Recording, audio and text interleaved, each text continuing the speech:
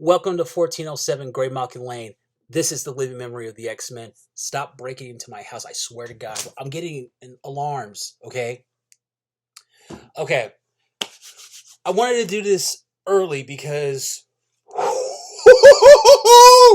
oh my God. Okay.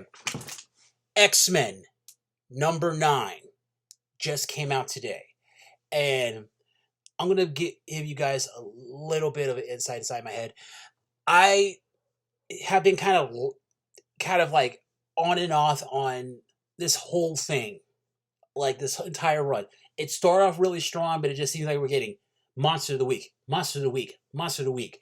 But now things are moving. I love it. Okay, all right. Starting back from the beginning. Okay, we're getting three different meetings from three different councils. We're getting one from Orcus, we're getting one from Krakoa, and we're getting one from the Iraqi.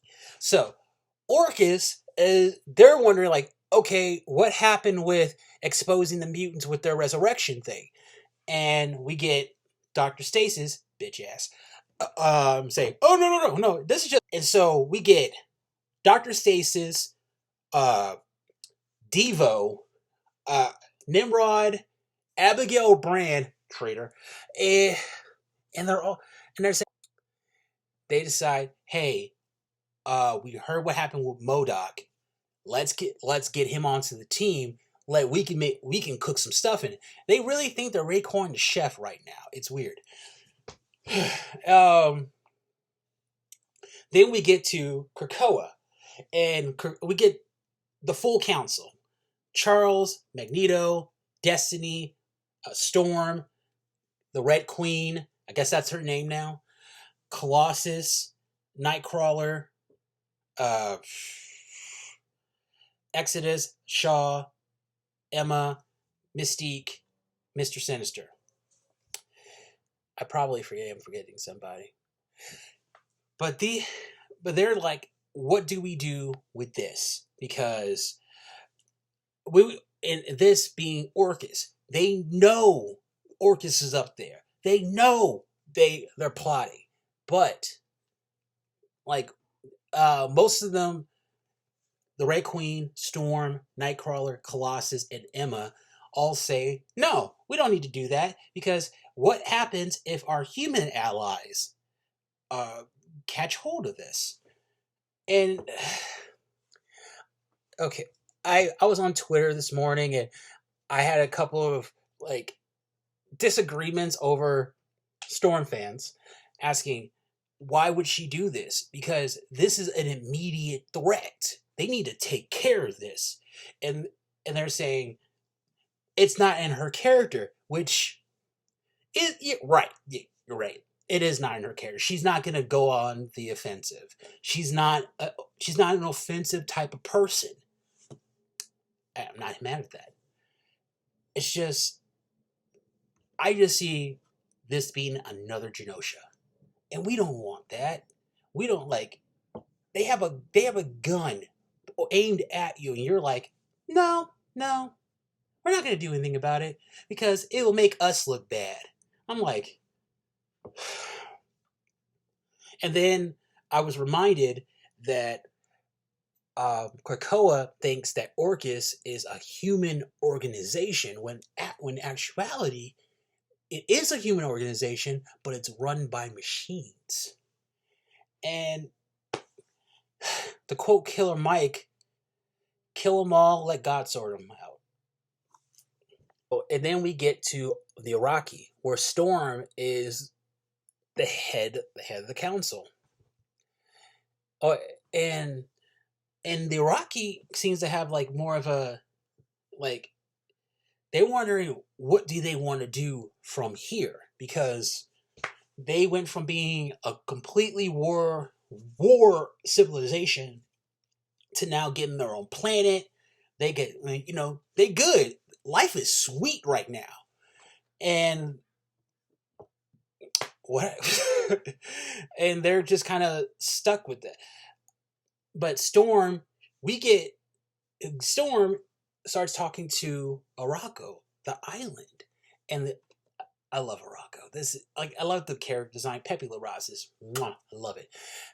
Like I, if I can get him to commission something for me, yeah, I'll pay any price. Then we get to a side story, which is Gambit and Rogue. They're on nowhere. They're looking for information, and they run into Cosmo the dog, which is like, all right, this is great. I was never like, I don't know about Space Marvel because that's all the way up there, but this was so cool. It was so it's sweet, it's cute, and then they go. Uh, then Cosmo tells them like, yeah, there's another mutant already here, and they're like, what other mutant? And then we find out it's Destiny. Destiny's at a bar getting drunk. And she's telling him, like, listen, there's nothing here for you. You can just walk away. And Gambit and Rogue are like, nah, we're going to check this out. And they just start this whole barroom fight. And while Rogue is fighting some of these guys, Gambit is basically getting, not roasted, but he's being told by his mother-in-law that he sucks. And why? Like, it's he's like, you're a there's no reason why she doesn't like him. It just seems like she doesn't like him because he married Rogue. He's like, you made my independent daughter into this. Pause. Who are you to talk to me? and and Gambit, he listened, like he's wondering, like, why do you hate me so much? He's like, because you're not good enough for my daughter. And Gambit, Gambit is the MVP of this issue because he says something that is so true about Mystique, and it applies to Destiny as well. My buddy, Silver, he said anytime Mystique shows that she cares about somebody, basically shows how much she ain't shit. And this applies to Destiny too. But Gambit says something so profound. He said the difference, like, you love her and I love her. But the difference is, my love doesn't come with strings. And that was like, boom! Because every time, like, that's Mystique and Destiny used her. They used her. They say they loved her, but like, I don't really count it. Like, we've seen plenty of times where Mystique and, well, Mystique, and by association Destiny, have tried to get Rogue to come back, and it's not. Oh man!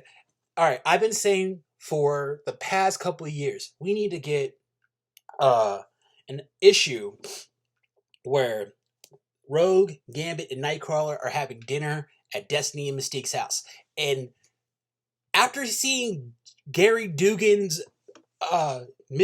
Destiny right here, I want it. You owe me a check. I've been telling this for years. This is exactly what I've been talking about. But like, moving on, we get back to Storm on Araco. She basically is like, okay, we need to find Araco's voice. We need to find Red Root. Red Root, who we saw got snatched in X of Swords in the Crooked Market. Man, there's so.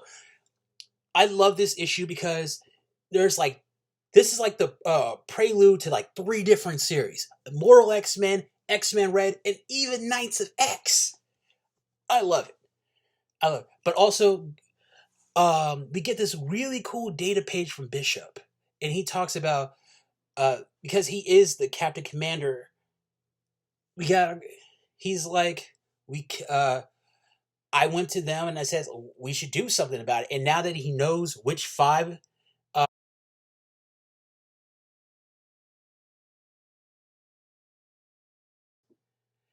and Xavier abstained. Now Bishop's like, okay, now that I know who said no, I know who to work on. I love that. I love that. See, now we got 4. Now this leads into Marauders. This is how you build up interest for a book. That's what I'm. Oh, okay. All right. I'm giving this book a 4.5 out of 5 stars. Okay.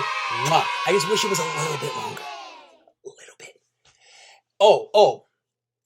Sunfire. We get Sunfire and Storm, and a lot of people on Twitter say, "Oh, this is a ship. We're gonna ship them together." Like, sure, okay, whatever. I think it's cute, but this book, like, this gets the ball rolling. This should have been the prelude to Destiny of X because it gives you so much in 22 pages. Ugh, man, I can't. Also, Gerry Duggan, I will never, ever doubt you again. This is 1407 Grey Muck Lane, signing out.